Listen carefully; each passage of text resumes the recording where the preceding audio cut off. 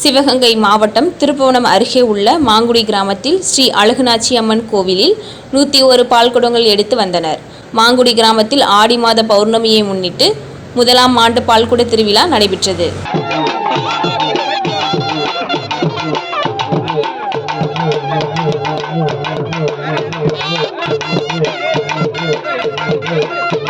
அந்த பகுதியில் மிகவும் பிரசித்தி பெற்ற அழகுநாச்சி அம்மன் கிராம பொதுமக்களுக்கு வேண்டிய வரம் தருவதாக கூறுகின்றனர்.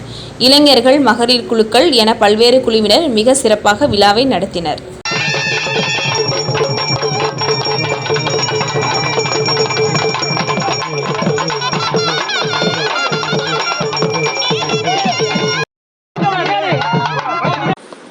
நம்மை சுற்றி இருப்பவர்கள் வெள்ளை மனதுடையவர்களாக இருந்தால் நம் செய்யும் காரியங்கள் வெற்றியாகும் என்பதற்காக செய்யும் பரிகாரம் இது.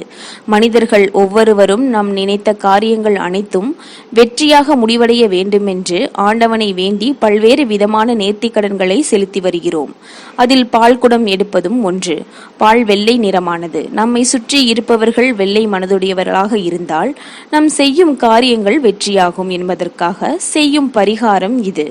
மேலும் தெய்வங்களை அபிஷேகத்தால் குளிர்ச்சிப்படுத்தினால் அவர்களின் மனம் குளிரும்.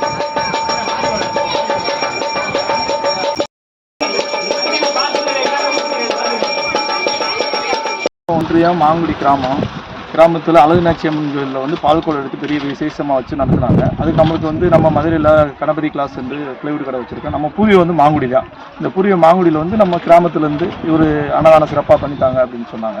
அதனால் நம்ம அன்னதானம் ஒரு 350-400 பேருக்கு அன்னதானம் ஒரு 3 காய்கறி அப்பளம் பாயசோட சாப்பாடு போட்டோம். இது சம்மந்தமாக அண்ணன் கிட்டத்தட்ட ஒரு 10 வருஷ காலமாக நம்மகிட்ட நான்வெஜ், வெஜ்ஜு இது சம்மந்தமாக எல்லா ஃபங்க்ஷனுக்கு நம்மளுக்கு வீட்டு ஃபங்க்ஷன்லேருந்து நம்ம சார்ந்த கிராமங்களுக்கு நம்ம மூலமாக அறிமுகப்படுத்திருக்கோம். இப்போ கிட்டத்தட்ட ஒரு 50-60 விசேஷங்களுக்கு ஃபங்க்ஷன் சிறப்பாக பண்ணியிருக்காரு. மேலும் நம்ம ஃபங்க்ஷனை பூரா இவர் இருந்து சிறப்பித்து தருவார். ஏன்னா எல்லாத்துக்குமே சாப்பாடு, உணவு தான் பெரிய முக்கியத்துவமாக இருக்குது இந்த காலகட்டத்தில். அதுக்கு நல்ல பொருளை வாங்கி கொடுத்து எல்லாமே குவாலிட்டியான பொருள் வாங்கி கொடுத்தா ஒரு நல்ல சமயக்காரத்து கையில் கொடுத்தா தான் அது நல்ல உபசரிப்போட நல்ல விருந்தாக அமைக்கும். அதில் இவர் கிட்டத்தட்ட ஒரு 10 வருஷ காலமாக நல்லா சிறப்பாக பண்ணித்தராரு.